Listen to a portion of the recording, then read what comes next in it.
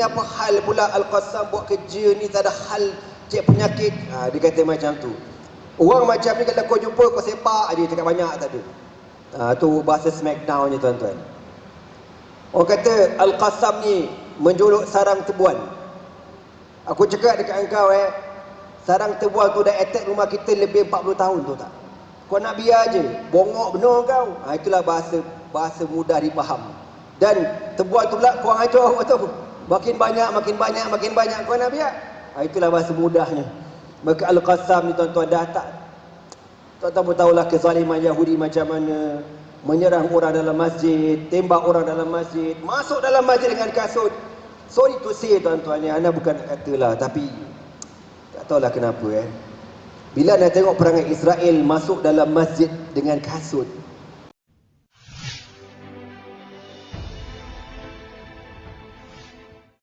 A'udzubillahi minasyaitonirrajim. Bismillahirrahmanirrahim.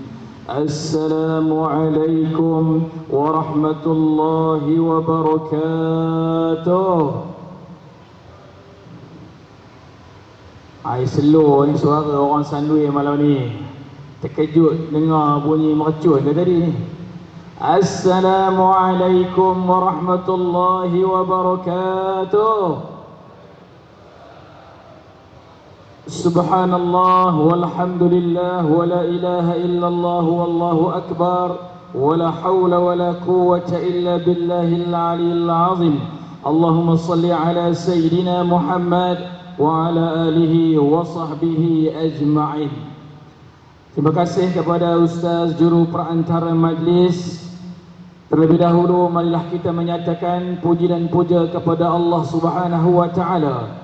Di malam yang berbahagia ini dapat kita berhimpun dan berkumpul bersama-sama dalam sebuah majlis ilmu yang amat dicintai oleh Allah dan dikasihi oleh Rasulullah sallallahu alaihi wasallam. Yang berbahagia lagi dihormati pengurus Masjid Al-Husna Bandar Sandway, Ustaz Azizul dan seluruh jawatankuasa penganjur majlis ilmu Forum Taufan Al-Aqsa Solidarity kita. Selamat datang saya ucapkan kepada semua yang hadir pada malam ini, daripada ibu dan ayah, ahli qaryah, para jemaah semua, apa khabar? Semuanya sihat? Semuanya iman? Alhamdulillah. Baik, pada malam ini dengan satu niat dan satu tujuan, kehadiran kita bersama-sama setelah menunaikan solat fardu maghrib dan setelah apa yang kita susun dan rancang dapatlah dilaksanakan pada malam ini. Namun perkara yang akan kita perkatakan ini adalah satu perkara yang amat besar dan amat penting dan berhubung kait dengan kita sesama kita. Maka tajuk yang kita angkat pada malam ini berkaitan rapat dengan apa yang berlaku dan terjadi di negara umat Islam, iaitu Palestin umumnya, khususnya Gaza itu. Maka untuk memperkatakan tajuk itu telah pun bersiap sedia di kanan dan kiri saya UNK, dua orang UNK. Yang pertama Ustaz Nizam Qamaruzzaman, bertindak selaku ahli panel yang pertama. Terima kasih Ustaz dapat hadir bersama dengan kami pada malam ini. Beliau yang juga merupakan penceramah, pensyarah dalam menyampaikan majlis-majlis ilmu di seluruh Selangor, dan orang yang pernah juga terlibat dah sampai dah ke negara Palestin, Masjid Al-Aqsa. Menurut beliau kata dah 4 kali dah, dan pergi dah banyak tempat dan kawasan-kawasan yang menjadi spot bagi sejarah umat Islam. Memang tak salahlah orang yang kita undang pada malam ini. Bertindak selaku ahli panel yang kedua adalah dia Ustaz Nazmi Karim. Terima kasih Ustaz dapat hadir pada malam ini bersama-sama dengan kami. InsyaAllah nantikan tuan-tuan dan puan, kita akan dengar suara mantap beliau untuk menggesa kita, bagi memberi sebuah semangat yang baik kehadiran kita semua pada malam ini. Dan beliau juga merupakan salah seorang NGO di Muslim Care yang terlibat banyak misi-misi kemanusiaan antara sebelum ini yang telah berlaku di Syria. Masya Allah, tabarakallah, Ustaz Nazmi dan juga tim beliau telah membawa iaitu juga tabung daripada Muslim Care untuk tuan-tuan dan puan sama-sama menyumbang dan memberi sedikit bantuan kepada saudara-saudara kita, insya-Allah. Apakah anda semua sudah pun bersedia? Adakah anda semua sudah bersiap sedia? Mari kita mulakan bersama-sama. Tuan-tuan dan puan-puan yang dirahmati Allah, sebelum kita pergi kepada tajuk yang kita namakan atas tajuk Taufan ataupun Tufan Al-Aqsa itu, tetapi marilah kita nak mulakan terlebih dahulu malam ini, iaitu mukaddimah yang kita nak dengar daripada Ustaz Nizam kepada kita, iaitu merujuk bagaimanakah kita ini dengan negara Palestin tersebut. Apa hubungan yang sampai wajib kita nak kena tahu, ambil hal Ustaz, sehingga di dalam surah Al-Isra juga ada dinyatakan oleh Allah nama dari sebuah kawasan dalam Palestin itu merujuk Masjidil Aqsa. Maka bagaimanakah Ustaz boleh membawa kami untuk merasai kesan tersebut? Silakan Ustaz.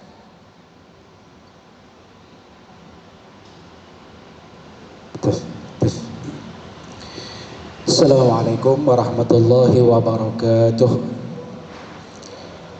Alhamdulillahilladzi asra bi'abdihi lailan minal masjidil haram ilal masjidil aqsa.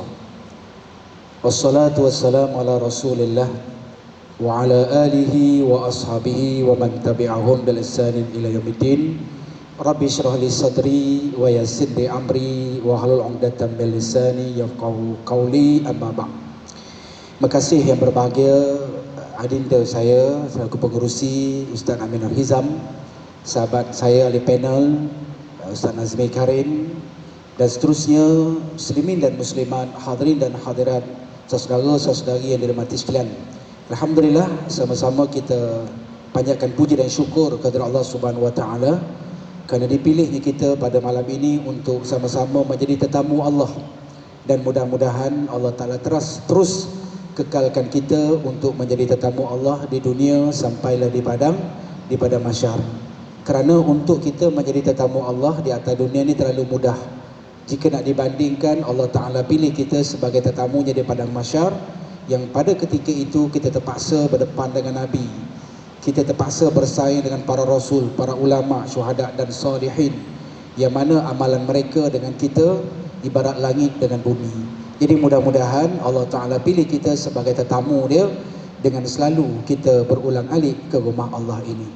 Para hadirin yang dirahmati Allah sekalian, bila kita sebut tentang sirah yang berkaitan dengan bumi Palestin, ataupun dipanggil bumi Aqsa, Palestin kalau kita tengok dalam bahasa Arab, orang Melayu sebut Palestin, kalau bahasa Arab dipanggil Palestin. Fa tu huruf berbaris di bawah. Baik, bumi Palestin ni ataupun Masjidil Aqsa yang asal dia tuan-tuan, yang mana daripada hadis daripada Abu Zal Al-Ghifari bertanya kepada Nabi SAW, di atas muka bumi ni manakah masjid yang mula-mula sekali dibina? Maka Nabi menjawab, iaitulah Masjidil Haram, yang diletakkan batu asas dia oleh Nabi Ibrahim alaihissalam, yang mana para malaikat sebelum itu dah mula bertawaf di Baitullahil Haram. Kemudian Abu Zar tanya lagi, ya Rasulullah, selepas Masjidil Haram, manakah masjid yang kedua selepas Masjidil Haram? Maka Nabi SAW menjawab, iaitulah Masjidil Aqsa, yang meletakkan batu asas dia pembinaan masjid tersebut, iaitulah siapa dia? Nabi Ibrahim alaihissalam, setelah 40 tahun selepas diletakkan batu asas, iaitulah di Masjidil Haram. Adapun pada asalnya penduduk asal yang berada di bumi Palestin ni tuan-tuan, iaitulah daripada suku kaum daripada anak Nabi Nuh, iaitu yang bernama Sam.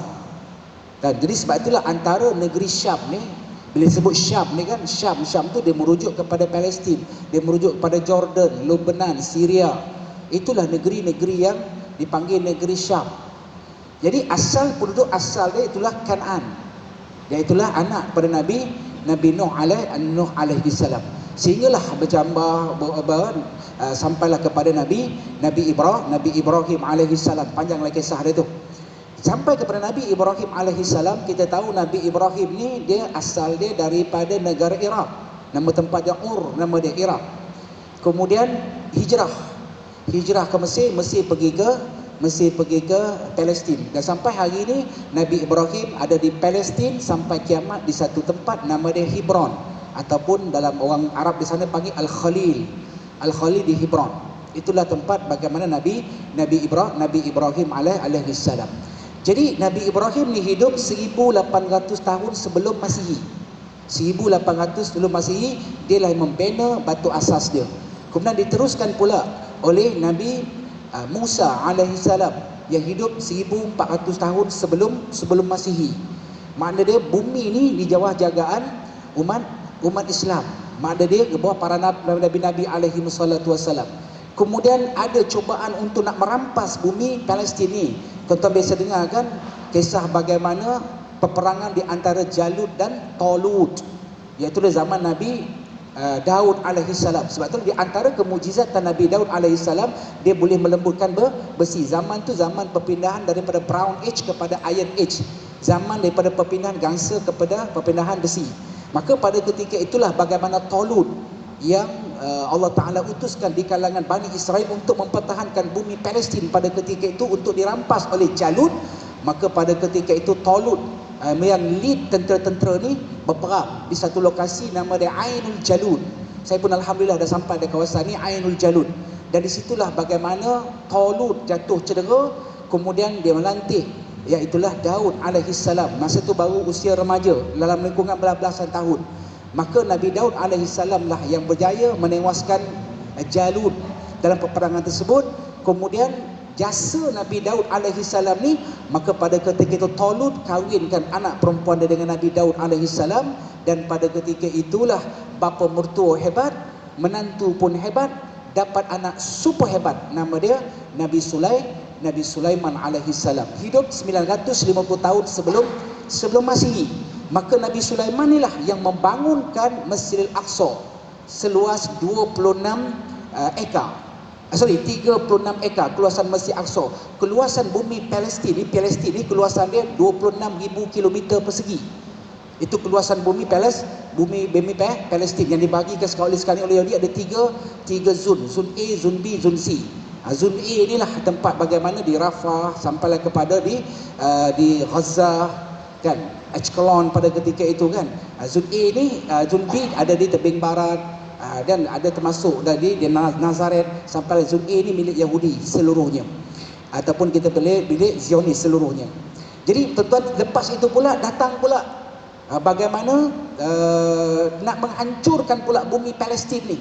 Siapa yang datang pada ketika itu? Raja daripada Rom, iaitulah pada tahun 586 sebelum Masihi. Nama raja tu Labuchitnizar, ataupun disebut Raja Bukhtanasor. Kan ada Nabi sebutkan ada dua raja yang beriman, ada dua raja yang kufur. Iaitulah raja beriman kita panggil iaitulah Nabi Musa dan juga Iskandar Zulkarnain. Dan raja yang kufur iaitulah Namrus dan juga Bukhtanasor. Kemudian bila dihancurkan bumi Palestin, maka pada ketika itu datanglah pula pada tahun 500 sebelum Masihi Cyrus the Great, ataupun kita panggil Iskandar Zulkarnain. Iskandar Zulkarnain ni yang maksud dia apa? Yang memiliki dua tanduk. Dalam kitab sirah menyebut pasal apa dipanggil dia memiliki dua tanduk. Dalam riwayat menyebut dia ni ada topi dia tu ada tanduk dua. Dia simbolik kepada dia ni lah yang menguasai timur dan barat. Dia ni tuan-tuan bukan orang Palestin, dia orang Parsi. Yang pada ketika itu yang membebaskan bumi Palestin. Sampailah Nabi Isa alaihi salam lahir 1 Masihi. Dan pada ketika itu Nabi Isa lahir di satu lokasi nama dia Baitul Laham. Arab panggil Baitul Laham, kita panggil Baitul Laham. Jarak dia lebih kurang 22 km daripada Baitul Maqdis, Masjid Aqsa. Dan mak Nabi Isa alaihi salam ni bawa Nabi Isa pergi ke Palestin. Dan pada itu raja yang memerintah pada ketika itu Raja Rom, nama dia Herod. Dan raja ni bila dia bawa Nabi Isa, dan pada ketika itulah Allah Ta'ala takdirkan Nabi Isa alaihi salam masa baby itu dia bercakap. Dan akhirnya Raja Herod dia beritahu, inilah budak yang akan menjatuhkan kerajaan aku. Maka pada ketika itu dia usaha nak tangkap Nabi Isa. Mak Nabi Isa bawa Nabi Isa balik ataupun pergi hijrah pergi ke Mesir. Nama tempat tu Bahan Nasar nama dia. Kemudian ketika Nabi Isa berusia, ada yang mengatakan 9 tahun, ada mengatakan belasan tahun, Nabi Isa balik semula ke kampung halaman dia. Kampung halaman dia sekarang ni nama dia Nazaret. Nazaret tu dalam bahasa Inggeris, dalam bahasa Arab dia panggil Nasara. Nasara tu dimaksud dia merujuk kepada orang Nasrani. Sampai hari ni gereja dijadikan gereja ya oleh orang orang Nasrani. Saya dah masuk dah gereja tersebut. Dan pada ketika itulah bagaimana ketika Nabi Isa berusia 27 tahun, maka kita tahu bumi Aqsa pada ketika itu, Masjid Aqsa pada ketika itu dicemari dengan orang yang melakukan berbagai-bagai kemaksiatan, orang berjudi, orang minum arak, orang berzina dan seumpama dia. Maka Nabi Isa berdakwah. Bila berdakwah pada ketika itulah yang menyebabkan Nabi Isa alaihi salam dimarahi oleh orang Rom, sehinggalah Nabi Isa ditangkap dan akhirnya Nabi Isa alaihi salam diletakkan di kayu salib. Dan dia mendakwa Nabi Isa telah mati dibunuh. Tuan-tuan, itu yang berlaku sampai pada Nabi Isa alaihi salam. Sehinggalah pada ketika lebih kurang 70 tahun Masihi, 37 tahun Masihi, maka pada ketika datang seorang raja, nama dia raja daripada Rom, nama dia Titus. Tuan-tuan biasa tengok kan jam Titus, baju Titus kan, ataupun Titos ke apa ni kan. Yang nuk pada dia raja daripada Rom yang nak menghancurkan pula. Maka sehinggalah pada tahun 300 Masihi datang pula peperangan yang menyaksikan bagaimana peperangan berlaku dengan peperangan salib. Peperangan salib mana tentera salib dia bunuh umat Islam di bumi Aqsa tu ataupun di Palestin ni seramai 70,000 dia bunuh. Dan di bumi Palestin pada ketika itu mengalirnya darah-darah sehingga ke paras buku lali. Itu di bumi Palestin. Sehinggalah Nabi kita sallallahu alaihi wasallam Allah Taala lahirkan. Tuan-tuan sekalian, Nabi lahir pada tahun bila? Nabi lahir tahun bila? Ya Allah, bagilah hidayah orang dengar ceramah aku ni ya Allah. Ya Allah, mereka tak ada rasa perasaan ya Allah. Lahir tahun bila? Semua kata tahun gajah lah. 571 tahun sebelum Masihi. Nabi diangkat menjadi Rasul selepas 40 tahun lepas tu kan. 610 tahun sebelum 600 tahun Masihi. Dan zaman Nabi SAW bumi Palestin ni tak dibebaskan lagi. Masih di bawah pemerintahan Rom. Ketika Nabi singgah dalam peristiwa Isra wal Mi'raj tu masih dalam Rom lagi. Masih dalam jajahan Rom. Sehinggalah Nabi kita Muhammad sallallahu alaihi wasallam wafat, Umar Al-Khattab membebaskan bumi Palestin yang diketuai oleh Abi Ubaidillah Amil Al-Jarrah yang pada ketika itu membebaskan bumi Palestin. Sehinggalah bumi Palestin ini tuan-tuan jatuh semula, iaitulah pada sehingga Salihuddin Al-Ayyubi kan. Sebelum Salihuddin Al-Ayyubi ni nak membebaskan, ada seorang tok guru dia nama Syekh Nuruddin Mahmud Az-Zinki yang berusaha untuk bebaskan bumi Palestin, tetapi dia tidak berkesempatan. Diteruskan oleh anak muridnya pada tahun 1187, iaitulah siapa dia, Salihuddin Al-Ayyubi, dapat membebaskan bumi Palestin. Dan bumi Palestin jatuh semula pada tahun 1948 sampailah hari ini. Dia punya kepahaman, kita nak tahu bumi Palestin ni dia merupakan tanah wakaf milik umat Islam yang diwakafkan oleh Nabi Ibrahim. Dia tanah wakaf ni bukan milik siapa-siapa, milik seluruh umat Islam. Sebab itulah bila sebelum kejatuhan kerajaan Bani Osmaniyah ataupun kerajaan Osmaniyah Turki, Sultan ataupun khalifah yang terakhir Sultan Murad tetap mempertahankan bumi Palestin. Dia tak akan bagi walaupun seinci kepada golongan-golongan yang dipanggil golongan Yahudi ni tuan-tuan. Dan Yahudi dia pandai tuan-tuan. Yahudi ni dia buat apa? Dia kata dia nak bagi tanah, nak sewa tanah di Palestin ni untuk apa? Untuk nak tanam pokok zaitun. Sebab apa? Dia tahu orang Arab ni dia punya Arab Palestin ni dia punya image dia yang ada di negeri Palestin ni pokok zaitun. Maka sebab itulah Quran disebutkan watin wazaitun. Makna dia merujuk kepada zaitun tu, dia merujuk kepada negeri Palestin. Itu maknanya kita tengok sejarah yang kita bagi derma, yang kita tolong minta doa, yang kita bersolariti pada malam ini. Sebab apa? Sebab kita nak supaya bumi Palestin ini merupakan tanah wakaf umat Islam yang perlu dijaga oleh umat Islam. Okey, wallahu alam.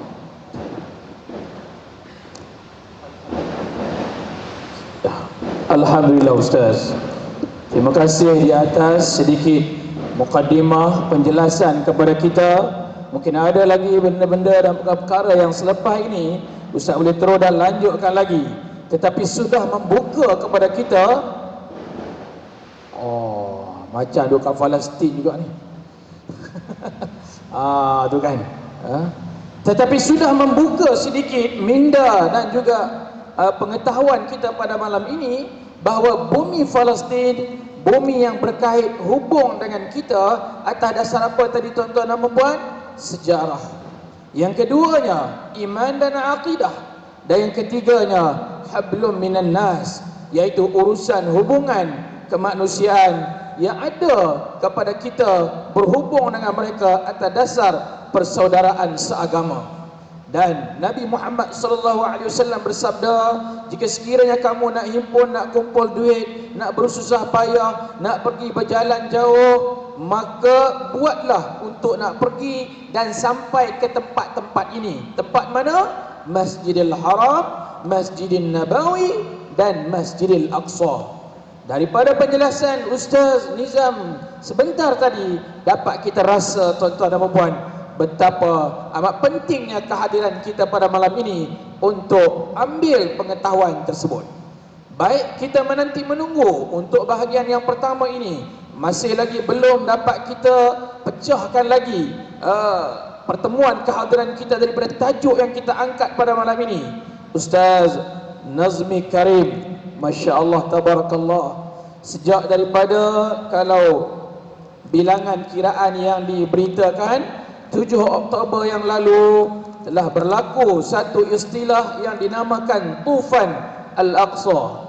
Ustaz jelaskan kepada kami, mungkin ada sebahagian besarnya yang tahu, ada yang tahu macam tak berapa tahu macam mana ungkapan dan istilah itu berlaku dan terjadi, dan bagaimanakah kita semua pada hari ini nak tahu juga perkembangan-perkembangan yang sudah pun mendapat khabar-khabar sama ada berterusan mereka ini dalam keadaan yang cukup amat perit. Apakah berita-berita gembira juga yang boleh kita dengar? Silakan Ustaz. A'udzubillahi minasyaitonirrajim. Bismillahirrahmanirrahim. Assalamualaikum warahmatullahi taala wabarakatuh. Alhamdulillahi rabbil alamin, wassalatu wassalamu ala sayyidina Muhammadin wa ala alihi wa sahbihi ajma'in. Alhamdulillah, bersyukur kita kepada Allah Subhanahu wa taala kerana dengan taufik dan hidayahnya dapat sama-sama kita beriktikaf di dalam masjid ini. Yang ana muliakan saudara moderator kita pada malam ini, mantan Imam Masjid Sunway, sahabat anak Ustaz Amir. Yang anda datang masjid ni lama sungguh Ustaz. Rasa-rasa zaman Majapahit dulu. Zaman tu zaman arwah Abah Hana masih hidup lagi. Lama gila, gila pun tak lama macam tu. Ana rasa datang masjid ni mungkin ni kali yang ketiga kot lah. Lama-lama sangat. Dan yang ana hormati sahabat ana UNK. Baru tahu UNK juga. Aku seorang aja. Rupanya ada UNK juga malam ni, Masya Allah. Ustaz Nizam. Ustaz Nizam Kamaruz Zaman. Macam Qamaruz Zaman. Kita Melayu sebut Kamaruz Zaman. Kalau kau baca Kamaruz Zaman, dia tak ada makna. Kena baca dengan Qamaruz Zaman. Baru ada makna. Mana bulan zaman. Kalau kamar ni macam kamar bilik tidur lah. Bilik tidur. Jadi Qamaruz Zaman. Jadi Ustaz Nizam tadi pun lama sungguh anak tak berduit dengan dia lah. Rasa-rasa last sekali. Panjang sikit. Masa tu kita forum duha Ustaz dekat Rawang, dekat masjid. Ingat lagi. Tu rasa last lah. Itu pun rasa-rasa lepas zaman Fir'aun lebih kurang itu tuan-tuan. Lama sangat. Jadi Alhamdulillah pada malam ni anak direzekikan oleh Allah berkunjung balik ke Masjid Sunway untuk sama-sama kita bersolidariti dengan apa yang berlaku di Palestin. Dan Alhamdulillah bumi Palestin ini tak dapat dipisahkan dengan darah kita orang Melayu.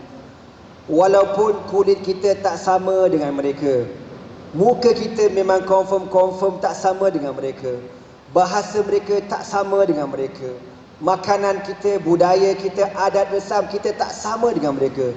Tetapi Tahu tak tuan-tuan, akidah kita sama dengan mereka. Kalimah kita sama dengan mereka. La ilaha illallah Muhammadur Rasulullah sallallahu alaihi wasallam. Wa imamu mazhabina, dan imam mazhab kita Al-Imam Syafi'i lahir di mana? Di Gaza, Palestin pada tahun 150 Hijrah. Dan moyang datuk kita Nabi Muhammad sallallahu alaihi wasallam, Hashim, meninggal dunia di bumi Gaza, Palestin. Wallahu a'lam. Allah Ta'ala mentakdirkan jauh kita dengan Palestin, beribu kilometer jauh dengan Palestin. Apa rahsianya? Allah mentakdirkan mazhab kita sama dengan mereka, mazhab Syafi'i. Akidah kita akidah Ahlus Sunnah wal Jamaah sama dengan mereka. Rahsianya Allah Maha mengetahui.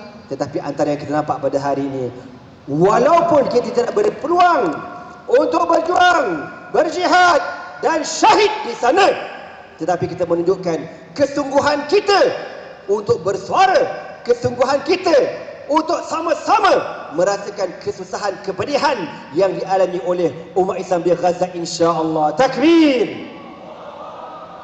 Surau ni masjid tak takbir ke? Jangan buat malu aku Tuan-tuan semua, 7 hari bulan 10, pada satu pagi, waktu Malaysia lebih kurang dekat-dekat Zohor macam tu. Ana masih ingat lagi masa tu Zohor hari Sabtu, ana hantar anak-anak belajar dekat kuis. Anak nombor 1 dengan nombor 2. Tengah-tengah hantar tu, tiba-tiba ana buka handphone, masuk dalam WhatsApp kita orang video bertalu-talu daripada Gaza. Sebab musim camp Malaysia, Ustaz sebut tabung tadi, tabung dalam kereta tak bawa keluar rupa tadi. Sebab tabung tu duit semalam berlambat lagi, anak tak ada nak tu. Jadi anak letak dalam kereta dulu. Nanti tengoklah kita bawa letak kat depan ni. Jadi nanti Ejaz dah letak apa sejadah ke apa kat sini. Pada malam semalam dekat mana? Dekat Banting. Allah mujahadah. Banting Ustaz. Sajalah iklan Banting ni. Ana pergi pukul 6, sampai dekat sana azan isyak, tuan-tuan. Tapi bagusnya jemaah dia tak bergerak engkau. Nak tunggu juga. Ana tak pastilah dia nak tunggu ada ceramah ke ataupun nak tunggu nasi ambeng malam tu, tuan-tuan. Jamuannya nasi ambeng. Tapi ana rasa tak, orang-orang Banting ni lain macam semangat jihad dia. Muslimin muslimat yang dirahmati Allah sekalian. Jadi musim camp Malaysia, ada wakil di sana bernama Dr. Abu Aish. Dr. Abu Aish ini dulu sambung PhD dekat Malaysia dan balik ke Gaza. Jadi pada pagi Sabtu tu ana dapat video, ana kata, video apa ni? Ana macam tak percaya. Ana kata ni video lama ke? Aku rasa tak pernah aku tengok video ni.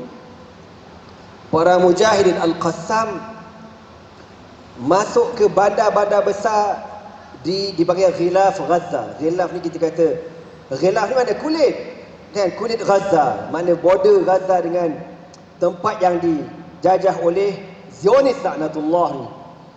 Masuk sampai ke bandar dan berjaya menyerang 11 kamp tentera dan 24 penduduk haram Yahudi. Serangan yang mengejutkan dilakukan oleh lebih kurang 1000 mujahidin, tuan-tuan bayang. 1000 mujahidin menyerang 11 penempatan kamp tentera dan penempatan rumah-rumah haram Zionis ni, dan berjaya membunuh hampir 1000 orang tentera Yahudi dan 200 orang yang ditawan, tak termasuk yang dikatakan orang awam. Untuk makluman tuan-tuan, orang awam di Israel kesemuanya merupakan tentera. Tu nak bagi tahu kat korang biar korang faham. Kecuali baby je, sebab dia tak reti pegang senapang. Tapi kalau orang dewasa di Israel, semuanya ijbari, tentera. Tuan-tuan semua, bila Al-Qassam membuat serangan tersebut, ada orang kata, ni apa hal pula Al-Qassam buat kerja ni, tak ada hal, cek penyakit. Dia kata macam tu. Orang macam ni kalau kau jumpa, kau sepak je, cakap banyak tak ada. Tu bahasa smackdown je, tuan-tuan. Orang kata Al-Qassam ni menjolok sarang tebuan. Aku cakap dekat engkau, sarang terbual tu dah attack rumah kita lebih 40 tahun tu tak? Kau nak biar je, bongok benar kau. Itulah bahasa mudah dipaham. Dan terbual tu pula kurang ajar tu. Makin banyak kau nak biar. Itulah bahasa mudahnya. Maka Al-Qassam ni tuan-tuan dah tak, tuan-tuan pun tahulah kezaliman Yahudi macam mana. Menyerang orang dalam masjid, tembak orang dalam masjid, masuk dalam masjid dengan kasut. Sorry to say tuan-tuan ni, anda bukan nak katalah, tapi tak tahulah kenapa bila anda tengok perangai Israel masuk dalam masjid dengan kasut. Tuan-tuan pun tahu Saudi. Tuan-tuan tengok Saudi, askar-askar dia masuk masjid dalam pakai kasut juga tuan-tuan. Nampak tak? Kau nampak tak tu? Askar-askar Saudi masuk dalam masjid pakai kasut juga. Dekat airport Saudi tu ada surau. Surau tu dekat Madinah. Surau tu kalau kau masuk, cabutlah kasut, cabutlah slipper kan.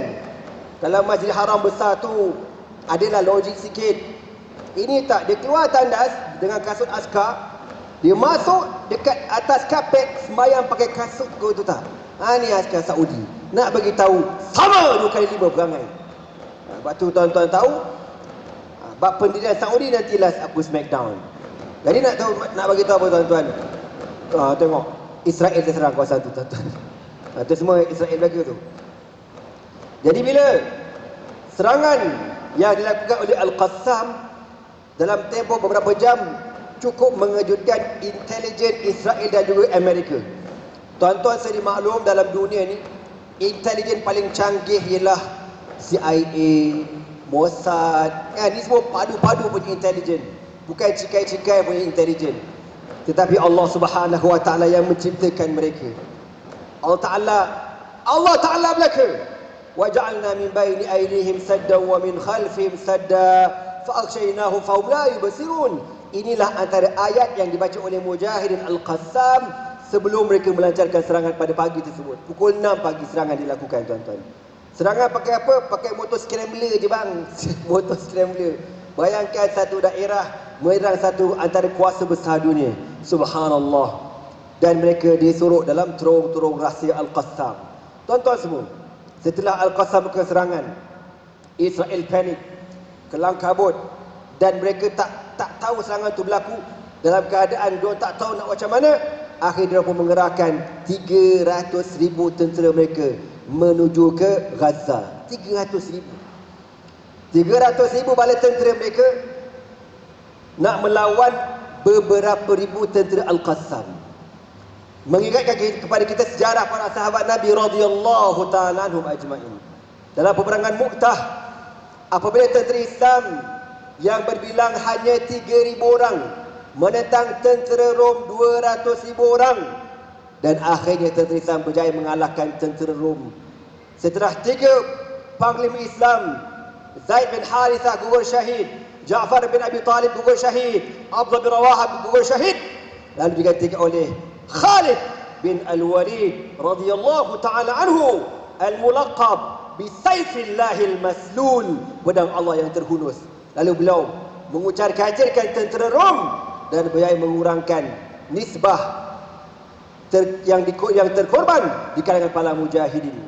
Sebagaimana Ustaz Nizam sebut tadi, peperangan antara Talut dengan Jalut.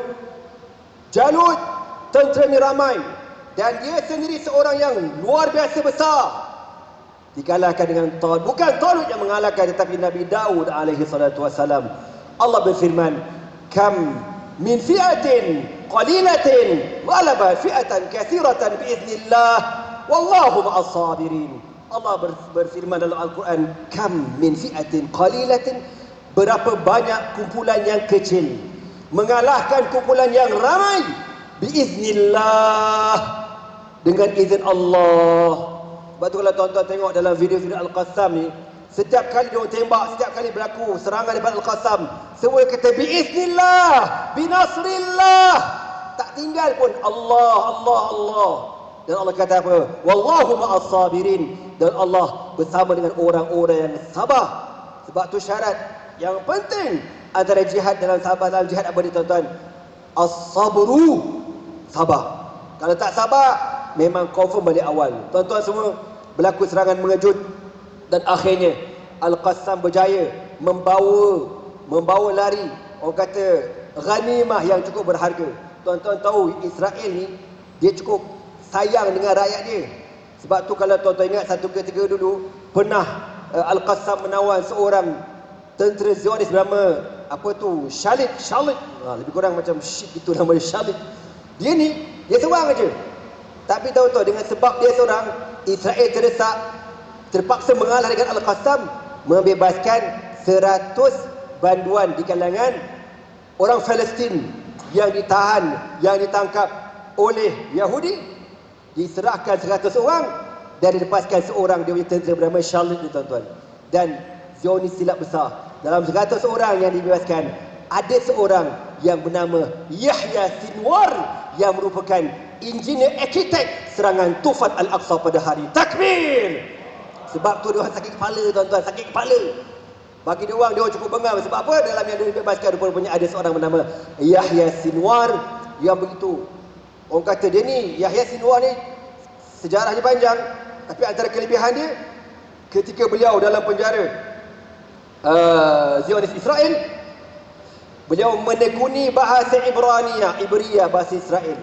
Sehingga dikatakan kalau dia bercakap bahasa Israel, orang Israel pun confused, ini Arab ke Israel. Macam tu terornya dia ni.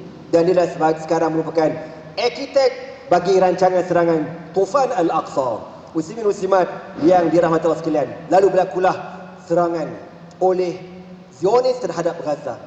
Tapi tuan-tuan sedia maklum, Israel yang begitu canggih tu, diorang nak cakap macam mana, merupakan satu pasukan tentera paling penakut, paling lemah di dunia. Sebab apa? Sebab sasarannya orang awam. Dia konon-konon nak tekan Hamas, dia nak tekan Al-Qassam, tapi dia attack orang awam. Tuan-tuan semua sedia maklum, ribuan yang telah syahid di Gaza. Hari ini dah mencecah 11,000 orang syuhada. 11,000, tuan-tuan. Tetapi Al-Qassam bertahan. Hatta orang-orang di Gaza bertahan. Okey, sebagai muslimat yang dirahmati Allah sekalian. Okey, sikit Jadi itu tuan-tuan, serangan Tufan Al-Aqsa yang berlaku yang cukup memalukan intelijen Amerika dan Zionis Israel. Dan perkembangan pada hari ini, tuan-tuan, bagi saya ada dua perkara lah. Satu perkara yang cukup mengecewakan kita. Mengecewakan kita. Bukan mengecewakan, maksud saya Israel berjaya masuk ke Gaza. Dia bukan masuk dekat bandar. Bandar masih tak boleh masuk lagi. Diorang masih masuk kawasan pinggiran Gaza. Kalau Shah Alam tu, kita kata Shah Alam tu Gaza, bandar dia, pinggiran tu lebih kurang dia baru sampai dekat Bandar Kelang lah, lebih kurang itulah. Mana jauh lagi ya. Jauh lagi. Tengah menangis lagi tuan-tuan. Walaupun Israel berjaya masuk, tapi diorang tak boleh mara. Sebab apa? Sebab serangan bertalu-talu daripada Mujahidin Al-Qassam. Bab tu kita tak sedih mana? Sebab Al-Qassam fight habis-habisan, tuan-tuan. Yang terbaru, mengikut ini kalau berita rasmi Israel lah. Berita rasmi Israel aku memang tak percaya, tapi aku saja cakap korang lah. Bilangan tentera dia yang terbunuh dalam tempoh peperangan ini lebih kurang 40 orang dia kata. Itu yang dia katalah. Padahal lebih, biasalah. Kau jangan percaya Israel. Quran kata jangan percaya, kau nak percaya bodoh. No, jangan percaya. Maknanya bilangan yang terbunuh lebih daripada itu lagi, tuan-tuan. Lebih daripada itu lagi. Dan banyak yang kita dapat video-video serangan daripada Al-Qassam yang tidak diwar-warkan di media massa Israel. Jurucakap rasmi Hamas atau Al-Qassam, Abu Ubaidah, pagi tadi kata setakat ini sebanyak 100 dah bertambah, Ustaz. Hari itu 136 mudara'at wa aliyat askariyah, kereta kebal dan juga kereta tank, kereta traktor yang digunakan untuk menghancurkan bangunan. 136 berjaya diletupkan oleh Al-Qassam. Tapi pagi tadi cecah 160. Tak bengong kepala diorang, bang. Sebiji kereta tank tu kau tahu berapa harga dia? 7 juta USD. Diletupkan dengan roket Al-Qassam yang jenama Al-Yasin yang kosnya hanya $500. Mau tak bankrupt mangkuk tu, kau tahu. Al Jazeera keluar berita bawah ni, tentera Israel terpaksa menggunakan jentera-jentera berat yang lama, kereta tank yang lama terpaksa dikerahkan ke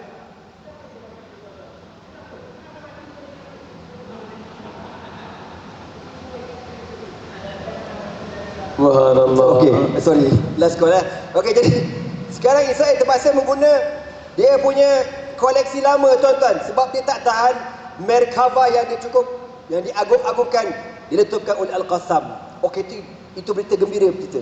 Yang sedih saya kata apa? Apabila Dual Al-Arabiyah wal Islamiyah, OIC yang bermusyarat semalam, apa kenyataan dia orang? Nudin kepala otak kau, Nudin mana apa? Kami mengejam sekeras-kerasnya, kejam kepala otak kau. Pergi peranglah bodoh. Geramlah aku. Pergi perang, kau tak nampak umat Nabi dah. Kau tak nampak umat Nabi. Ardu waqfin, ardu islamiyatin. Kau tak nampak. Kau nak biar lagi. Aina muru'atukum ayuhal qadatul Arab. Ya tuan-tuan, sebelum saya bertukar jadi Incredible Heartbeat, saya berhenti dulu. Wallahu alam. Allah subhanallah. Muslimin hadirin yang dirahmati Allah, itu dia ungkapan istilah Tufan Al-Aqsa. Tuan-tuan dan puan harap sudah dapat gambaran, iaitu satu daripada serangan tiba-tiba yang sebenarnya sepatutnya sudah pun lama berlaku dan dah banyak pun dah berlaku. Ustaz sebut tadi hampir 40 tahun mereka menderita. Kalau ikut sebenarnya dah 75 tahun dah sebenar-benarnya mereka duduk dalam apa? Penjajahan oleh orang-orang Israel itu. Tuan-tuan muslimin hadirin yang dirahmati Allah. Ya Allah, tadi Ustaz juga ada menyebut tentang satu orang nama Abu Ubaidah, yang taklah dipastikan nama sebenar beliau. Katanya seseorang yang menjadi jurucakap bagi Brajad Izzuddin Al-Qassam ini, yang mukanya, matanya duk tertutup, nampak mata saja tu, maka beliau duk suka bagi beberapa perkembangan yang baik. Nasrun minallahi qarib wa basyiril mu'minin. Semoga pertolongan daripada Allah semakin berhampiran dekat dengan kita dan membawa berita-berita gembira bagi orang-orang yang beriman. Persiapkanlah wudu-wudu'mu, nescaya nanti kita akan bersolat dan bersembahyang di Masjidil Aqsa. Allahu Akbar. Tuan-tuan dan puan-puan yang dirahmati Allah, Allah bagi dekat kita rumah Allah, Allah bagi dekat kita tempat untuk beribadah. Ini ruangan yang tak ada gangguan, tak ada halangan. Datanglah tuan-tuan untuk kita terus mengimarahkan tempat yang ini baik untuk kita berhubung dengan kita sama kita. Ustaz Nizam Qamaruz Zaman, Masya Allah, kita redakan balik kepanasan yang sedang tadi telah pun marak dinyalakan, maka kita nak kembalikan balik. Ustaz, kita duk dengar ungkapan yang disebut tadi Israel, Yahudi, Zionis. Dan Ustaz boleh sambung juga lagi tadi Ustaz nak menyebut tentang beberapa istilah yang ada dalam surah At-Tin, untuk juga boleh kami tahu hubung-kait yang berkaitan dengan itu. Tak salah rasanya untuk Ustaz berikan lagi beberapa maklumat tambahan. Silakan Ustaz. Subhanaka la ilma lana illa ma 'allamtana innaka antal alimul hakim. Kasih berbahagia sahabat moderator, sahabat ahli panel. Tuan-tuan, tadi yang pertama saya sebut sebelum saya menjawab soalan ni, yang pertama kita sebut tadi, bumi Palestin ni bumi tanah wakaf milik umat Islam. Jadi wakaf oleh Nabi Ibrahim. Yang kedua, bumi Palestin ni dipanggil juga dengan bumi yang disebut tentang bagaimana bumi persinggahan Nabi kita Muhammad sallallahu alaihi wasallam dalam perjalanan Isra wal Mi'raj. Bumi yang menyaksikan bagaimana kiblat yang pertama umat Islam. Pada ketika itu tuan, umat Islam Mekah kiblat dia bagi orang melaksanakan ibadat haji. Kemudian di Palestin bagi orang melaksanakan ibadat solat, kiblat yang pertama umat Islam. Kemudian bumi Palestin juga dipanggil sebagai gerbang alam gaib. Makna dia Nabi nak sampai ke alam gaib, nak bertemu dengan Allah Ta'ala, Nabi melalui Palestin. Itulah laluan dia. Itulah laluan nak menuju ke alam gaib. Maka Palestin ni dipanggil gerbang alam gaib. Saya satu hari dipanggil ceramah tuan-tuan di satu rumah menteri lah. Ada rumah menteri Menteri ni kalau dia bagi ceramah, dia punya geng-geng menteri jugalah. Geng-geng datuk-datuk jugalah. Jadi dalam ceramah Isra wal Mi'raj, dalam ceramah tu ada seorang datuk, nama dia Syekh Datuk Dr. Syekh Muzaffar, angkasawan negara tu lah. Lepas-lepas ceramah dia tanya saya, dia kata, "Ustaz, kenapa Nabi pergi ke Palestin? Kenapa Nabi pergi ke Palestin? Kenapa daripada Masjid Haram tak turun pergi ke Masjid Al-Aqsa, tak turun ke Sidratil Muntaha? Kenapa pergi ke Palestin?" Saya kata, yalah, kalau ikut dalam Quran tu kita berpandukan pada Quran lah kan. Bumi ramainya para nabi, bumi yang banyaknya tempat para wali-wali Allah. Ustaz, yang saya belajar dari Ustaz ya, dia kata laluan untuk kita nak keluar daripada dimensi alam ni, atau nak keluar daripada galaksi ni, dia laluan dia kata dia itulah Palestin. Kami, dia kata, daripada Amerika tu nak naik kapal terbang, nak naik roket tu dia akan kona dulu ke Palestin baru dia naik ke atas. Dia kata kalau jalan terus ni dia meletup, sebab itu bukan laluan. Sebab semua benda ada laluan. Kapal terbang di udara kan ada laluan, kapal di tengah samudra ada laluan. Tuan-tuan nak pergi ke Shah Alam, mana tak laluan dia? Ada laluan dia. Dia tak boleh terlepas. Dia kata laluan dia, itulah laluan dia. Dia kena melalui Palestin. Sebab apa? Bumi Palestin ni gerbang alam gaib. Kan Nabi SAW nak pergi ke bertemu dengan Allah di satu kawasan yang, ataupun satu tempat yang tidak bertempat, yang kita panggil Arash Allah. Dan jadi makna dia bumi Palestin ni merupakan gerbang alam gaib. Dan juga bumi Palestin yang menyaksikan bagaimana disebutlah hadis Nabi SAW, ardil mahsyar mansyar. Dia kata bumi yang mula-mula sekali dimensi alam ni Allah koyakkan, dan disitulah akan berlakunya berhimpunnya kita di padang mahsyar. Itu sebab itulah kita kenapa digelar bumi yang balladzi barakna haulahu, bumi yang penuh dengan keberkatan. Baik tuan-tuan, bila kita sebut bumi yang penuh keberkatan inilah yang kita cerita tadi, sejarah dia yang berkaitan dengan bagaimanakah bermulanya Bani Israel. Kita tahu kan Nabi Ibrahim, isteri dia yang disebut secara rasmi dua. Yang pertama nama dia Sarah, yang kedua nama dia Hajar. Sarah, yang kedua nama dia Hajar. Yang tak disebut ada seorang nama dia Qaturah. Tuan-tuan, saya dah pergi dah satu kampung Qaturah ni di Haifa, nama tempat tu. Dia ni orang laut. Dia ni orang laut, makna dia ni banyak pergi. Dia ni banyak pergi gunakan jalan laut ni untuk pergi mencari bahan-bahan yang ada di atas dunia ni. Dan dalam riwayat menyebut golongan Qaturah ni lah dia biasa sampai ke tempat kita ni, iaitulah di satu lokasi nama dia Kepulauan Barus. Barus ni di mana 12 jam perjalanan dengan menaiki sampan daripada Aceh. Di Kepulauan Barus, disitulah mereka mengambil satu mandian mayat yang paling bermujarab kan, nama dia Kapu Barus, dan dia ada sebahagian tinggal di situ.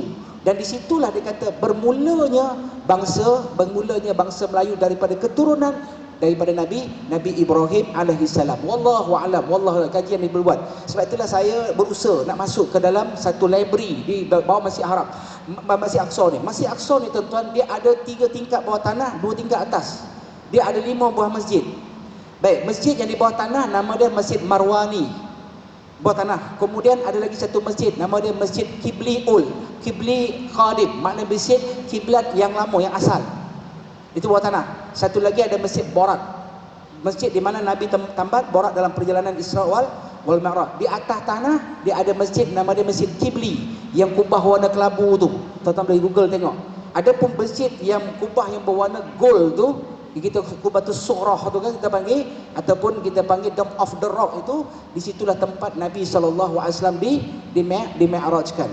Jadi makna dia kawasan masjid tu ada satu library, nama library itu Hittiniyah, dan disitulah menyimpan manuskrip asal, yang mana dia kata orang Melayu kita ni ada sejarah tamadun dia yang tertulis dalam manuskrip itu. Dan sejarah tamadun inilah yang menunjukkan bagaimana orang Melayu di Malaysia dia dah ada dia punya sejarah bertulis. Maka ada sejarah bertulis dah. Ada di pustakaan Hittiniyah nama dia, di tingkat bawah, iaitulah di masjid Aqsa. Saya tak sempat lagi saya baca, ada 1-2 je. Dia punya tulisan Melayu yang macam tulisan macam siam-siam sikit. Tapi nak terjemahkan tu dia perlu kepada pengkajian yang lebih detail lagi lah. Tapi kita boleh faham tu. Mana dia orang Melayu ni pun dah ada sejarah bertulis. Kalau satu bangsa tu dah ada sejarah bertulis, bermakna bangsa tu dah maju dah, tuan-tuan. Dan ada lagi banyak, yang banyak lagi kalau kita tengok kan, ada lebih kurang 500,000 kitab di dalam library tersebut. Yang ni lah Yahudi yang nak ambil sungguh-sungguh ni. Yang kita akan panggil Zionis nak ambil sungguh-sungguh ni. Dia nak ambil library tersebut. Okey tuan-tuan. Itu cerita tentang bagaimana Masjid Aqsa. Baik, bila kita persoalan yang disebut tadi, apabila kita sebut tentang siapa dia Bani Israel, apa dia kata Israel? Siapa yang dikatakan Yahudi? Siapakah yang dikatakan Zionis? Baik tuan-tuan, dia bermula daripada Nabi Allah Yaqub. Kita tahu kan Nabi Yaqub ni dia merupakan cucu kepada Nabi Ibrahim. Dan Nabi Ibrahim ni ada anak nama dia Ishak. Kalau kita fikir Hebron tuan-tuan, di Masjid Ibrahim, makna dia di tengah-tengah. Macam contoh Ustaz Amir ni Masjid Ibrahim, di depan ni isteri Nabi Ibrahim, Sarah. Kemudian di sebelah kanan ni makam Nabi Ishak, anak Nabi Ibrahim yang pertama. Kemudian di sebelah Ustaz Nazmi ni, di situ makam Nabi Yaqub, ataupun dia panggil, orang Yahudi panggil Jacob, ataupun nama lain daripada Nabi Allah Yaqub ni, nama lain dia panggil apa? Israel.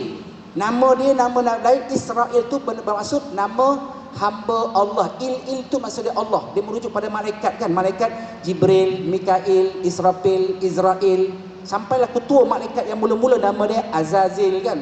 Mana il tu dia merujuk kepada mana dia Allah, dia merujuk kepada Allah.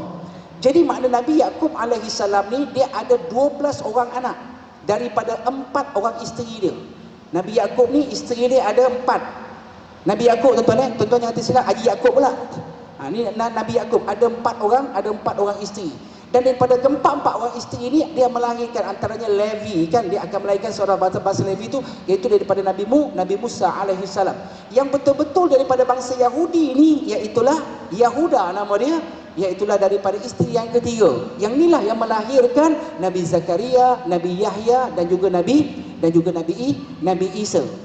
Baik, itu katakan bagaimana Bani Israel. Bila sebut Bani Israel, anak-anak daripada keturunan Nabi Allah Nabi Yaqub dipanggil Bani Israel. Adapun bila sebut Yahudi, tuan-tuan, di kalangan Bani Israel ni ada yang baik, ada yang jahat. Macam orang Melayu lah. Orang Melayu ni ada tak yang baik, yang jahat? Ada. Komunis, kita panggil komunis kan. Komunis ni ada tak yang baik dan yang jahat? Ada. Tak kisahlah bangsa mana pun sekalian, mesti ada yang baik, ada yang jahat. Yang jahat ni lah daripada kalangan Bani Israel ni, jahat ni dipanggil Yahudi. Yang menyelewengkan kitab ni yang dipanggil Yahudi ni, yang jahat ni. Baik, adapun Zionis, tuan-tuan, sejarah dia terlalu panjang kalau kita cerita Zionis ni. Tuan-tuan kalau ada masa, tuan-tuan panggil lah Dr. Rafa kan. Dr. Rafa dia cerita detail tentang panjang kisah dia. Tapi saya ringkaskan dia. Makna cerita Yahudi ni atau Zionis ni dia bermula ketika mana bila jatuhnya kerajaan Osmaniyah. Bila kerajaan Osmaniyah Turki jatuh tu, maka pada ketika itu dia mengatakan bagaimana Turki di sekarang kerajaan Islamiyah dia tidak ada lagi. Maka pada ketika itu dia buat satu perjanjian, iaitulah perjanjian Lausanne nama dia. Lausanne satu bandar di Switzerland, yang mana perjanjian Lausanne ni dia akan masuk semua dengan dia punya sekutu-sekutu dia, termasuk Perancis, termasuk juga Perancis dengan sekutu dia Itali, dan British ni sekutu dia dengan Belanda, dengan Portugal, sampailah dengan Spanyol, dengan membahagi-bahagikan supaya jangan dibenarkan negara Islam ni akan terbentuk. Sebab Islam ni bila terbentuk, dia akan nampak kebaikan-kebaikan dia. Lisanul hal ahsah min lisanil maqal. Laku perbuatan ni lebih mudah dipahami daripada perkataan. Maka pada ketika Islam dapat tunjulkan, tuan-tuan kalau kita baca zaman kerajaan ataupun Turki itu ataupun Palestin ni di bawah zaman kerajaan Osmaniyah, dengan tempat yang penuh dengan keberkatan, dengan buah-buah dia. Tuan-tuan tahu buah avokado yang paling banyak di Gaza tu, buah-buah avokado tu. Dan buah-buah anggur, buah-buah yang paling banyak yang pada ketika penduduk yang cukup aman damai pada ketika itu. Jadi yang mengkucak-kacirkan ni ialah perjanjian Lausanne ni. Dia perjanjian Lausanne ni tak berjaya tuan-tuan. Dia buat lagi satu perjanjian, nama dia Sykes-Picot. Sykes diplomat daripada British dan Picot diplomat daripada Perancis. Tuan-tuan, dia membahagi-bahagikan di kawasan Maroko, sampai Maghribi, sampai ke kawasan utara ni dibagi kepada Perancis, Mesir dan sebagainya jajah. Sampailah dekat bahagian-bahagian kita ni dijajah pula oleh British. Sebab tu British kalau kita tengok dia ada dia bagi kepada negeri, tuan-tuan, negeri umat Islam asal dia Champa tu dekat Vietnam sekarang ni, asalnya milik umat Islam, kerajaan Cham nama dia. Samalah juga negeri di mana kalau kita tengok di Filipin. Di Filipin tu asalnya milik umat Islam. Manila tu asal dia Manila, asal dia. Apa dia buat? British ni tuan-tuan, ia adalah dia yang berbuat bagaimana dia kena serahkan kepada Sepanyol. Dan habis hari ni kalau kita tengok di Filipin, apa jadi kepada orang Filipin? Tengok orang Filipin ni tuan-tuan, muka dia macam orang Bandar Sunway ni, muka Melayu. Tetapi bila tanya nama siapa? Marcos. Bunuh umat Islam cukup banyak. Nama siapa? Alonso. Nama siapa? Fernando. Tuan-tuan biasa dengar tak Fernando Torres? Tak biasa dengar. Tuan-tuan bola pun tak minat dia. Ke tuan-tuan ni semua hafal Quran belaka ni tuan-tuan? Semua langsung tak tahu ni. Makna dia semua pergi habis, semua dah jadi macam orang Sepanyol lah tuan-tuan. Kan? Kalau perempuan nama dia siapa? Nama dia apa? Nama perempuan apa? Rosalinda. Biasa dengar tak? Maria. Kan? Biasa dengar Rosalinda. Kan ada filem dulu kan, filem Rosalinda, ingat tak filem Rosalinda? Ada 59 siri dah berakhir dengan Rosalinda kahwin dengan Fernando Rossi. Yang tu pun tuan-tuan tak ingat dia. Payah juga nak ceramah dengan orang warak ni tuan-tuan. Nak ceritakan bagaimana berjayanya British ni tuan-tuan, dia membolak-andakan. Dia asal dia nak sewa tanah ya. Makna dia orang Yahudi ni asal nak menyewa tanah. Dan berita inilah yang dibuat di Pulau Pinang. Di Pulau Pinang tuan-tuan, Francis Light tu asal dia nak tanam pokok-pokok kan, nak tanam di mana? Di Pulau Pinang. Dia minta kepada Tuanku Sultan Kedah untuk nak sewa pajak. Dan Tuan bagi dengan syarat kamu kena bantu Kedah apabila Kedah diserang oleh siap. Sejarah dia punya sejarah dia sama ya tuan-tuan, bagaimana dia berlaku di Palestin. Maka sebab itulah dia punya apa licik ni Yahudi ni tuan-tuan, apa yang kita panggil Zionis ni, dia asal dia ada satu bukit tuan-tuan. Di Palestin ada satu bukit. Bukit itulah bukit dia kata. Bukit tu nama dia apa, nama dia bukit dia tukar nama kepada Zionis. Nama bukit tu. Tetapi sebenarnya dia kata dia berselindung di sebalik nama Israel itu, iaitulah Nabi Yakub. Saya ketika mana pergi ke Masjid Aqsa tuan, Masjid Ibrahim yang ada makam Nabi Yakub, kami tak dibenarkan masuk nak pergi menziarah makam Yakub. Yang tak ada kena mengena dengan kamu, dia kata. Cuma kami boleh tengok CP-CP je. Boleh tengok CP-CP je makam Nabi Yakub. Tapi anak Nabi Yakub, Nabi Yusuf, kami biasa sahabat sampai. Boleh masuk. Itu pun masuk pun macam apa kita kata? Macam orang nak menyulut masuk. Nak tengok makam Nabi Yusuf alaihi salam. Jadi makna dia menggunakan sebalik nama Nabi Yakub tersebut untuk apa? Untuk nak menguasai dunia. Sebab tu sampai hari ni tuan-tuan, Zionis ni walaupun dia bagi negara Palestin, tetapi 5 benda dia masih dijaga lagi. Yang pertama sekali, pintu sepadan. Masih lagi immigration dia masih dijaga oleh Yahudi. Yang kedua, ruang udara. Ruang udara ni sebab tu Palestin tak ada airport tuan-tuan. Yang ketiga iaitu keselamatan. Maknanya ketenteraan ni semua Yahudi punya atau Zionis. Dan api dan air. Sebab tu dia boleh potong api mudah-mudah ya dekat Gaza. Dia boleh senang-senang ya potong air di Gaza. Sedangkan air tu dia ambil di satu tasik nama dia Sea of Galilee, ataupun dipanggil tasik Tabarah, ataupun dipanggil juga dengan tasik nama dia Bukhairah Al-Jalil kalau bahasa Arab sebut. Tasik itulah yang supply air pada seluruh di negeri Palestin tersebut. Tuan-tuan muslimin dan muslimat dari mati Allah sekalian, jadi 5 benda ni masih lagi dikawal yang menyebabkan umat Islam, saudara kita, bumi kita, saya selalu sebut Palestin ni bumi kita sampai hari ini tuan-tuan, sampai hari ini tidak dapat pembelaan. Tapi kita kena ingat Brigade Izzuddin Al-Qassam ni tuan-tuan, semalam saya ceramah dengan seorang yang selalu sahabat saya juga lah, yang selalu pergi ke Palestin. Beberapa kali dia pergi ke Palestin. Dia mengatakan bagaimana dia kata kebanyakan semua tentera Brigade Al-Qassam tu semua kebanyakan orang yang tak pernah tinggal sembahyang malam. Orang yang tak pernah tinggalkan Qiyamul Lail. Orang yang tak pernah tinggalkan puasa Isnin Khamis, dan berbagai-bagai perancangan dia buat. Antaranya dia kata dia dah gali terowong dah sejauh 480 km. Hampir-hampir nak sampailah. Tuan, daripada Gaza tu nak pergi ke West Bank tu atau ke tebing barat tu, jarak lebih kurang 140 km kan. Jadi makna dia gali tempat tu apa? Untuk apa? Macam mana perancangan dalam keadaan tidak mempunyai alat-alat yang moden untuk nak gali tu macam mana? Ini kuasa Allah Subhanahu Wa Taala. Dan satu benda yang paling kita tertarik ni sebab apa? Tuan-tuan, Brigade Al-Qassam ni ataupun Hamas ni ataupun pejuang-pejuang Palestin ni, dia berjuang untuk untuk mati. Yahudi ni berjuang untuk, ataupun kita panggil Zionis ni berjuang untuk apa? Untuk hidup. Orang yang berjuang untuk mati dengan hidup ni, siapa yang lebih berani? Agak-agak siapa lebih berani tuan? Pastilah orang nak inilah peluang untuk nak dapat mati syahid. Jadi sebab itulah tuan-tuan muslimin dan muslimat yang mati sekalian, bumi Palestin ni yang Allah Subhanahu Wa Taala bagi kepada kita ni, maknanya Allah Taala nak bagi peluang kepada umat Islam ni. Tuan-tuan, orang yang mati gugur syahid ni, jangan kita menyangka orang tu mati, tetapi mereka itu hidup kan. Dalam Quran disebutkan kan, wa may yaqtalu fi sabilillah, jangan kau menyangka orang terbunuh jalan Allah itu mati, bal ahya, mereka itu hidup, walakin la tash'urun. Kita ni nak hidup tuan-tuan, kita perlu makan, perlu minum kan. Makna dia orang mati syahid ni hidup di mana? Di dalam jagaan Allah Subhanahu Wa Taala. Macam mana? Wallahu alam. Cuma untuk guru saya belajar dia kata, orang yang mati syahid ni, dia kata dia sedang berlari-lari untuk mengejar bidadari. Dia sedang berlari-lari mengejar, berseronok-seronok dengan bidadari. Bidadari tuan-tuan, bukan pramugari kan? Bidadari.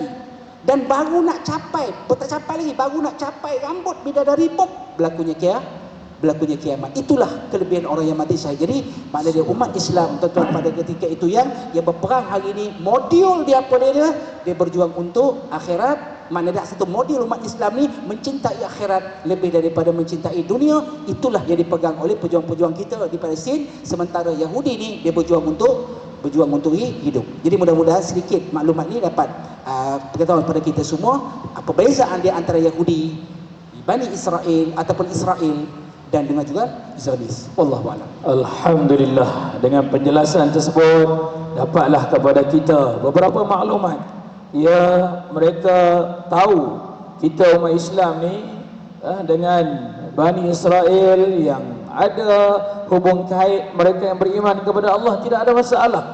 Tetapi mereka mengambil kesempatan tersebut tuan-tuan. Masya Allah, tabarakallah. Jadi bumi Palestin pada hari ini telah bau semerbak harum, wangi-wangian daripada para syuhada yang ditiup oleh angin. Ada daripada kalangan mereka-mereka yang menjadi petugas sampai mencium mayat-mayat tersebut. Mereka nak mengambil satu barakah, satu doa. Mereka tidak sama sekali meninggalkan untuk nak pegang, untuk nak dahsyat tuan-tuan. Wajah-wajah orang yang mati meninggal dunia tersenyum. Subhanallah. Ini suatu benda dan perkara kita umat di akhir zaman ini dipaparkan dengan benda-benda yang sebegitu supaya kita tidak leka, alpa dan lalai. Kita sudah berada di bahagian yang akhir pertemuan kita pada malam ini. Oleh kerana Ustaz Azmi tidak dapat nak mengeluarkan tabung khas, maka Masjid Al-Husna menyediakan tabung secara umum. Tuan-tuan dan puan boleh masuk. Nanti Ustaz Azizul akan menguruskannya. Malam ni insya-Allah mudah-mudahan sumbangan terbaik daripada ahli qaryah jemaah yang ada hadir pada malam ini dapat menyampaikan. Ustaz, untuk bahagian yang terakhir kita pada malam ini, apakah pengajaran, apakah pelajaran yang boleh kita ambil dari perkara yang berlaku dan terjadi supaya kita juga menjadi orang yang sebahagiannya ada rasa solidariti ini. Silakan Ustaz. Bismillahirrahmanirrahim. Alhamdulillah wassalatu wassalamu ala Rasulillah amma ba'du. Untuk akhirnya tuan-tuan semua, Rasulullah sallallahu alaihi wasallam bersabda dalam satu hadis, An Thawban qala Rasulullah sallallahu alaihi wasallam, yushakul umamu an tada'a alaikum kama tada'a al-aklatu ila qas'atiha. فقال قائل ومن قلة نحن يومئذ قال بل أنتم يومئذ كثير ولكنكم غثاء كغثاء السيل ولينزعن الله من صدور عدوكم المهابة منكم وليقذفن الله في قلوبكم الوهن فقال القائل يا رسول الله وما الوهن قال حب الدنيا وكراهية الموت. Rasulullah sallallahu alaihi wasallam bersabda, Nabi kata apa? Tak lama lagi antada'a alaikum al-umam. Umat aku ini akan dikepung dan diratah. Kama tada'al aklatu ila qas'atiha.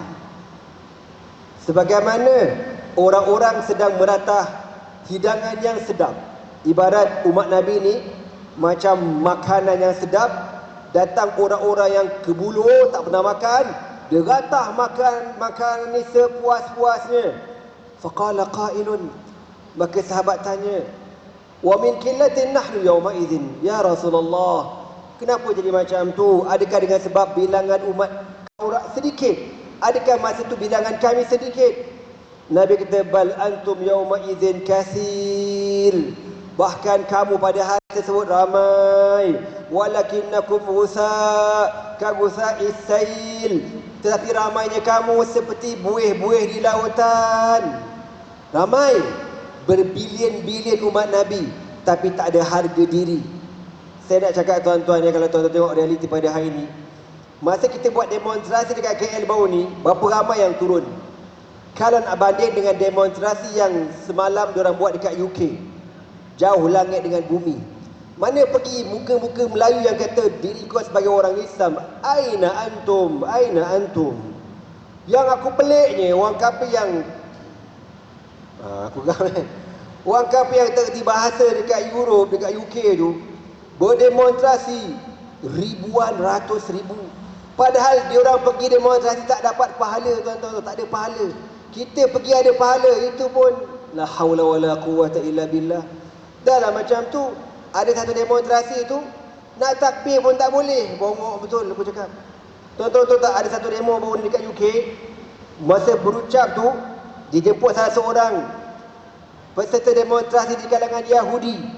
Macam Ustaz Nizam sebut tadi. Secara mudahnya tuan-tuan, Yahudi ni ada dua tau. Yahudi Ortodok dengan Zionis. Ortodok ni okey, diorang tak nak bergaduh, tak nak perang, tak nak. Bagi diorang memang telah ditetapkan oleh Allah dalam Taurat hidup dalam keadaan menumpang. Ini seorang khaham Yahudi, dalam satu wawancara dia kata apa? Allah telah mentakdirkan bahawasanya Bani Israel tak dibenarkan ada tanah air sendiri, tak ada negara sendiri, dan kami, mana orang Ortodok dia kata apa? Kami redha dengan kehendak Allah. Tetapi apabila Israel Zionis mula ambil Palestin, kami kata apa? Israel mula mengundang laknat Allah Subhanahu wa taala. Maka yang turun demonstrasi ni tuan-tuan, orang Yahudi Ortodok. Diorang pijak bendera Israel. Masa ucapan tu dia siap takbir, dia takbir 3 kali pun tak. Kau bayang orang Yahudi takbir, tiba-tiba kita tak ada takbir. Gila apa orang ni? Minum ketum apa? Ni nak tahu teruknya kita di tuan-tuan di akhir zaman. Maka Nabi kata apa dalam hadis ni? Kamu ramai, tetapi ramainya kamu seperti buih-buih di lautan. Wala yanzi'anna Allah min suduri aduikum al-mahabata. Ni yang paling kita bimbang ni.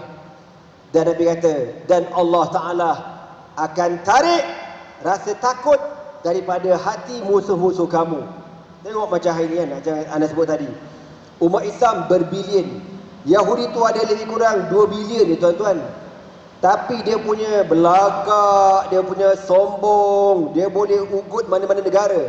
Dia boleh ugut dan dia tak takut. Kenapa macam tu? Itulah yang Nabi kata di akhir zaman berlaku. Kau ramai, kerajaan kau besar, duit kau banyak, minyak kau banyak, tapi habis ke mana? Macam Saudi kan, dia nak buat bandar pelik. Apa nama bandar tu Ustaz? Aku nak sebut tak kerti. Demon-demon macam Doraemon lagi tu, punya bandar dia tu kan. Kan bandar cermin dia tu, dekat tengah padang pasir. Habis menghabiskan boreh berbilion-bilion, sanggup bayar gaji pemain bola satu hari berjuta-juta. Baru tadi saya tengok dekat IG, seorang orang Algeria, dia kena tahan dekat Balai Polis Saudi 6 jam soal siasat. Tahu kenapa? Sebab dia angkat tangan, dia doa, suara dia didengari. Allahumma sur ikhwanana fi Palestin, unsur ikhwanana fi Gaza. Datang polis tangkap dia. Lepas tu dia kata, kenapa kau kena tangkap? Tahu boleh dia apa? Kau doa kuat-kuat sebab kau riak. Betul. Lalu apa kata orang Al-Jazair Al-Jiri ni kata, "Halla syaqaqta ala sadri." Kau belah dadaku, kau tahu ke niat aku?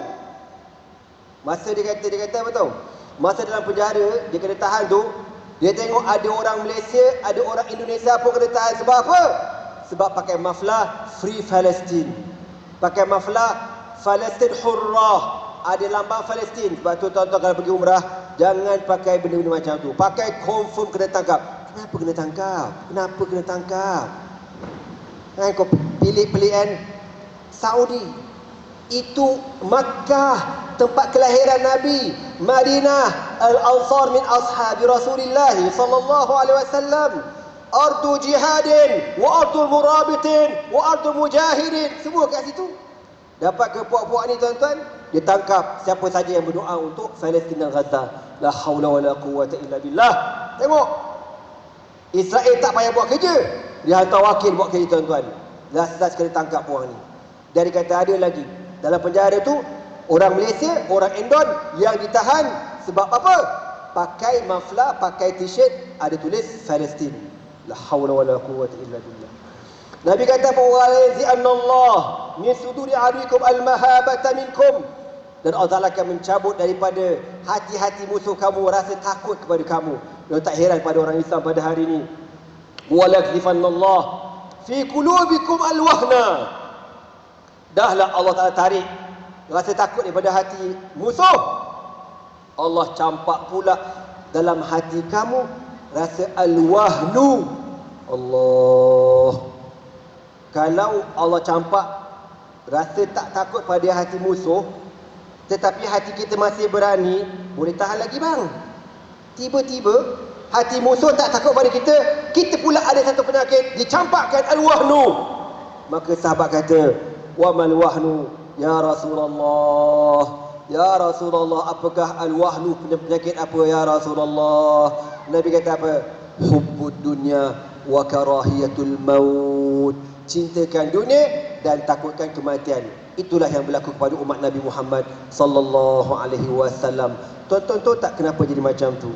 Dalam hadis panjang kitab Riyadhus Salihin, antara sebab umat Nabi ni macam ni, Nabi kata kenapa? Sebab Bani Israel dulu, dalam hadis sebut babul amri bil ma'ruf wa nahyi anil munkar. Ada ringkaskan, hadis tu panjang, ada ringkaskan.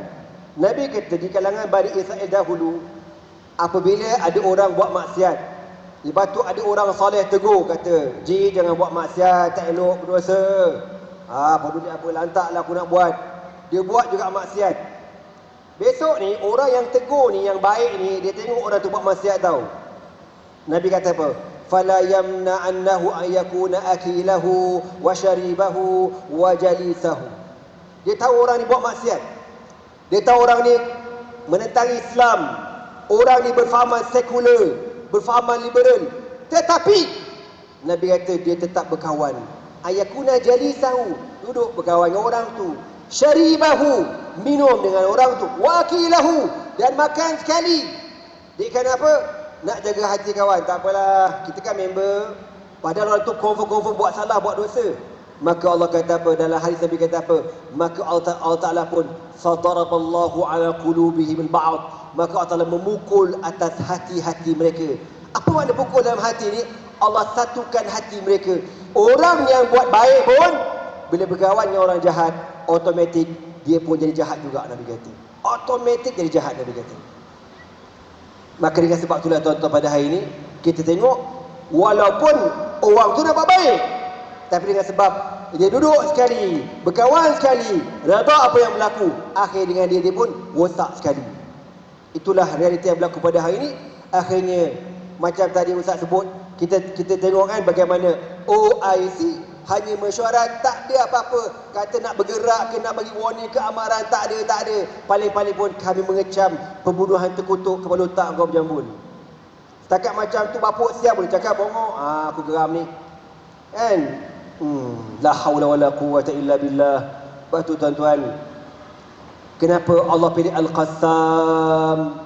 Dan Allah Maha mengetahui. Sebab tu nak jadi orang berjihad ni bukan senang. Ruhbanun fil lail, fursanun fil nahar. Pada waktu malam qiyamul lail tak pernah tinggal. Pada waktu siang berjuang berjihad fi sabilillah.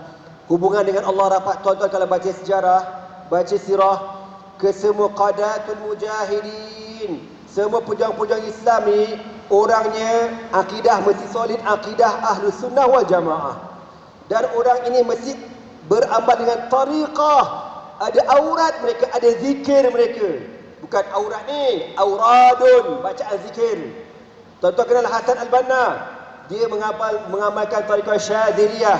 Tuan-tuan tahu Al-Syekh Muhammad Badruddin atau Izzuddin Al-Qassam, yang nama dia lah diletak kepada Brigade Al-Qassam. Izzuddin Al-Qassam tu ulama Syria yang lahir di Ladiqiyah, utara Syria, yang syahid dalam peperangan menentang British di Palestin, ditanam di perkuburan di Haifa di Palestin. Beliau merupakan guru tariqah Syadziliyah di utara Syria satu ketika dahulu. Maknanya apa? Nak jadi mujahidin, hati mesti kuat tuan-tuan. Waktu kita ni boleh sembang kari je lah. Kalau kita dipilih pergi perang tak tahu boleh pergi ke tidak, wallahu alam tuan-tuan semua. Di akhir sekali tuan-tuan, ada dua cara untuk kita bantu umat Islam di Palestin. Yang pertama apa dia? Ad-du'a silahul mu'min. Berdoa, jangan putus asa. Akak-acik tuan-tuan, semayang fardu, semayang sunat, semayang duha, qabliyah, ba'diyah, paling pendek doa, Allahumma ansur ikhwanana fi Palestin. Ya Allah, bantulah saudara kami di Palestin. Paling tidak kau doa, kau tak cedera, kau tak ada apa-apa, kau senang hidup kat sini. Tapi kau nak angkat tangan kau berat, kau ni penyakit apa? Na'udzubillah min zalik. Kena paksa, macam mana tak larat. Panjang dah doa. Kau ingat saudara kau dekat Palestin, kau ingat saudara kau dekat Gaza sana, dibom, dibunuh. Doa untuk mereka. Allahumma ansur ikhwanana fi Palestin. Doa tuan-tuan. Paling tidak kena doa macam tu. Yang kedua, dan kita tak tahu insya-Allah ada di kalangan kita ni doa mereka sampai pada orang-orang di sana. Tadi sikit Ustaz anda terpilih Ustaz buat bau syuhada. Ana ni tuan-tuan tak tahulah harap-harap betul lah ya. Ana direzekikan Allah cium bau orang syahid. Masa nak hantar bantuan dekat Syria dulu, kami ada sahabat orang Syria. Dia bersama dengan Muslim Camp Malaysia, orang Syria. Dalam satu misi dia pergi hantar bantuan dekat kawasan-kawasan camp ni. Tengah-tengah hantar bantuan jatuh bom Ustaz. Jatuh bom dia 2 orang. Seorang alhamdulillah selamat, seorang lagi syahid. Anda tengok gambar dia, yang selamat kepala dia je, badan dia, kaki dia habis. Kebetulan masa dia syahid, dia pakai vest Muslim Care tu. Jadi masa dia syahid tu, kawan anak hantar gambar, dia beritahu dah syahid. Kita punya saudara kata, ya Muhammad, kawan anak Muhammad Khatib yang hidup tu, dia masih hidup sekarang jadi pengarah Muslim Care dekat Syria. Anda kata vest tu aku nak kau simpan, aku nak kenangan. Kalau ikut orang syahid ni kita kena tanam belaka, tapi anak-anak juga anda kata, sebab akan saksi di hari akhirat kan. Dia pun dia simpan tuan-tuan, ingat lagi. Dia datang Malaysia, dia bawa baju tu dalam plastik hitam tu, plastik sampah tu. Dia bagi kat ana, ya Allah fadhal. Ana buka, ya Allah, bau pelik wangi. Tak tahu bau, tak tahu tak wangi macam mana. Macam bau bedak. Bedak wangi. Bedak wangi. Ana kata macam mana bau apa wanginya. Masa tu kita orang tak perasan lagi tau. Kita letak dalam kereta. Masa tu dapat kebetulan Ana ada ceramah dekat TM, menara TM, pasal Syria masa tu. Kita letak dekat bonet belakang. Bau tu sampai ke depan. Ana kata apa pasal kereta ni bau wangi Wangi ya, bau wangi ya. Lepas tu Ana cium perca baju yang koyak-koyak tu. Wangi tuan-tuan, ya Allah wangi. Wallahi wangi tuan-tuan, wangi. Lepas tu Ana bawa dekat surau TM. Surau TM tu besar tu Ustaz. Mungkin Ustaz pernah pergi kot. Surau TM tu boleh buat sembahyang Jumaat. Masa ceramah kita letak baju tu dekat depan. Lepas habis sembahyang, jemaah dekat belakang datang, dia kata, "Pak Ustaz, bau wangi sampai ke belakang." Sampai ke belakang bau wangi. Ya Allah. Anda letak gini longgokan. Lepas tu seorang datang cium. Mula segumpal Ustaz. Alah habis. Aku kata mana habis lah, pakai buat lagi belaka. Alah kita orang pun terpaksa memframekan baju vest tu dekat Muslim Care. Siapa nak tengok baju vest tu, pergilah dekat office Muslim Care, ada vest dia koyak rabak tapi dah tak ada bau lah pasal dalam frame. Kalau nak kena cium, kena tebuk lubang, bau keluar bau tuan-tuan. Itu memang wallahi mazala raiyatuhu tusham, sehingga hari ini baunya masih wangi lagi. Di akhir sekali tuan-tuan, setelah kita berdoa, infak, derma. Nabi sebut dalam hadis, man jahada ghaziyan faqad ghaza. Barang siapa yang membantu orang yang berjihad, dia pun berjihad juga. Walaupun kita jauh tuan-tuan, beribu-ribu, kita tak boleh pergi ke Gaza, tapi kita ada pahala, kita ada cara untuk apa? Untuk berjihad, infak. Bila kita infak, ya Allah, ni kemampuan aku untuk orang Islam di Gaza, insya-Allah kita dapat pahala jihad. Ada seorang muslimat baru ni bagi saya rantai tangan. Rantai. Jumpa anda nangis-nangis, ustaz, ambillah rantai ni ustaz, doakan saya dapat pahala syahid. Anda kata amin. Anda tak tahu berapa, anda tak reti. Anda bagi kat Muslim Care, dia bawa dekat 3 kedai emas, tanya berapa harga. Tahu berapa harga? Gelang tu 17,000 tuan-tuan. Allahu Akbar. 17,000. InsyaAllah malam ni kita akan dapat lebih kurang harga yang sama juga. Amin. Amin lah kuat sikit muslimat. Amin. Nak amin pun tak berani, aku geram betul lah. Bukan aku nak rantai, aku nak amin je. Kalau dah bagi pun alhamdulillah. Tuan-tuan semua, itulah sebagai sedikit perkongsian pada malam ini. Semoga ada manfaatnya dan peperangan Gaza akan berterusan. Kita doa pada Allah, iman nasru wa imma syahadah, sama ada kemenangan ataupun gugur syahid di medan jihad. Aku liqauli hadza wa astaghfirullah li wa lakum. Wassalamualaikum warahmatullahi taala wabarakatuh. Takbir. Allahu akbar. Waalaikumsalam warahmatullah. Alhamdulillah. Alhamdulillah, bersyukur kita tuan-tuan muslim yang dirahmati Allah. Kita bertemu berjumpa pada malam ini dalam sebuah pertemuan yang amat dicintai di sisi Allah. Lebih-lebih lagi apabila kita membincangkan dan memperkatakan tentang satu perkara yang membawa kepada iman dan Islam. Inilah dia apa yang dapat kita dengar bersama-sama pada malam ini, bahawasanya teruskanlah berdoa, kerana doa itu jadikanlah ianya seperti air tubuh badan yang memerlukan selalu. Jangan jadikan doa seperti ubat yang kita makan sesekali sekala. Sebaliknya, tubuh badan kita yang penuh dengan air ini tuan-tuan, apabila terluka, maka darah yang keluar.